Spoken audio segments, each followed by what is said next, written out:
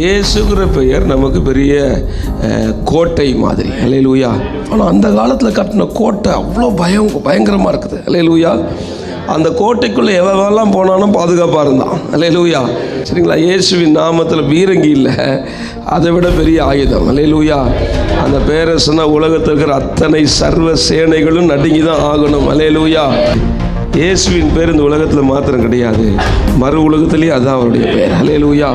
பாதாளத்திலேயே அந்த பேரை சொன்ன பிசாசுகள் நடுங்கும். அல்லேலூயா. நடுங்காத ஒரே ஆள் யார் சொல்லுங்க?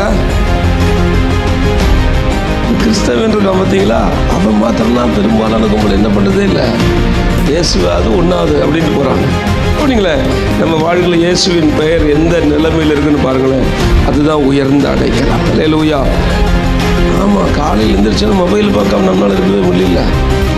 ஒரு 5 நாளைக்கு வாட்ஸ்அப்பை டெலீட் பண்ணியிருக்கேன். உங்கள் இன்ஸ்டாகிராமு, வாட்ஸ்அப்பு இதெல்லாம் டெலீட் பண்ணியிருக்கேன். ஷேர் சேட்டு, வேறு என்ன இருக்கும், ஸ்னாப் சேட்டு, அப்புறம் இதெல்லாம் அழிச்சிருங்க. ஒரு வாரம் வாழ்ந்து பாருங்கள். அப்படி வாழ்ந்துட்டிங்கன்னா நீங்கள் உண்மையாலுமே யார் மேலே ஆசையாக இருக்கீங்கன்னு அர்த்தம். இன்னைக்கு கிறிஸ்தவனால் இருக்க முடியல, மொபைல் இல்லாமல் இருக்க முடியல. நம்ம அதை தான் சிங்காசனம் தூக்கி வச்சுருக்கிறோம். இயேசுவின் பேர் நமக்கு அடைக்கலமாக இருக்கணும். அல்லேலூயா.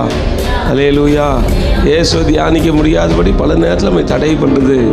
இப்போ பெரிய எதிரி என்ன தான், சாத்தானா வர்றதே கிடையாது. அவன் சொல்கிற ஒரு 10,000 ரூபாய்க்கு மொபைல் வாங்கி கொடுத்துட்டா போதும்.